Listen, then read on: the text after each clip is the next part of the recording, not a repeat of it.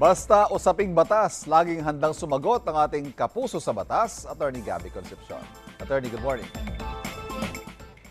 Hello? Oo, sinasabi ko sa'yo, siya nga yung nakita ko kagabi. Ba't tayo mo ba maniwala? Pustahan tayo, siya yun. Ay, naku, teka po. Hindi nga pala dapat basta-basta nakikipagpustahan.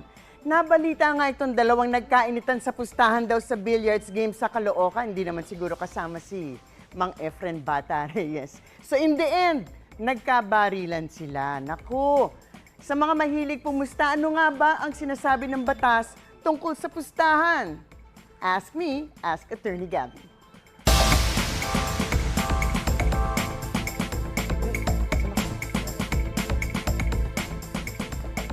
Attorney! Oh, hello, That's you're me. back! Yes. You're going maraming sanay makipagpustahan kasi sa mga kaibigan at kahit nga sa online, may pustahan din. Well, kadalasan salita-salita lang, ano po ang sabi ng batas sa ganitong pustahan? Well, actually, strictly speaking, ay bawal ang lahat ng pagpusta at pagsugal.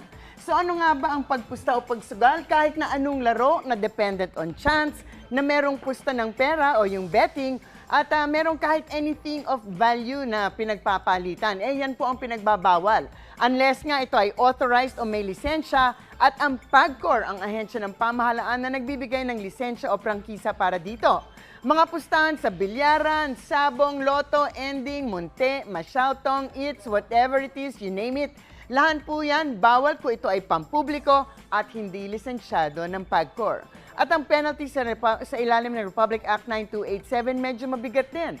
30 to 90 days kung kayo ay nakitaya at hanggang 20 years depende sa partisipasyon ninyo sa illegal gambling, lalo na kung kayo ay government employee.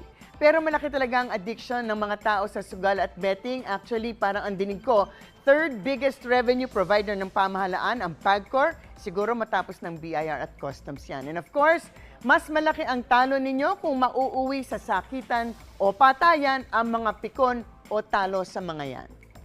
Ayun pala, attorney, no? Dapat careful sa pagpusta. Pero Correct. paano po kung yung kapustahan ko, attorney, di tumupad sa usapan at di nagbayad kahit natalo na siya? Ano po bang habol ko? Naku, good luck na lang, Ay. ha? Kaya tigilan na yan. Bumiyahe ka na lang ulit Okay. para hindi sayang ang pera.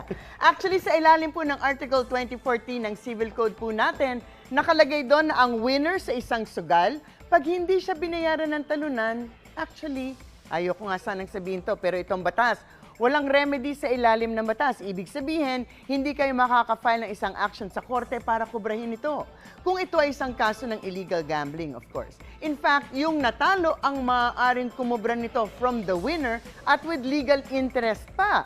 Pero at the end of the day, lalo na kung ito ay isang malakihang illegal gambling operation at hindi kayo magbabayad, medyo nakakatakot na hindi nyo babayaran ito at baka hindi lamang pera ninyo ang mawala sa inyo. As usual, meron tayong mga tao na umiinit ang ulo pag hindi nababayaran and you won't like them when they're angry. And as for other utangs, naku, ang utang dapat bayaran. May hugot na naman dyan, basta utang ang pinag-uusapan. Pero umiwas na lamang po sa sugal, siguro ang dami-dami kasing nalululong dito na kung minsan nasasangla na nga ang bahay, lupa, sasakyan, just like any other addiction. Nakakatakot. But in any case, ang mga usaping batas, bibigyan po nating linaw para sa kapayapaan ng pag-iisip. Huwag magdalawang isip.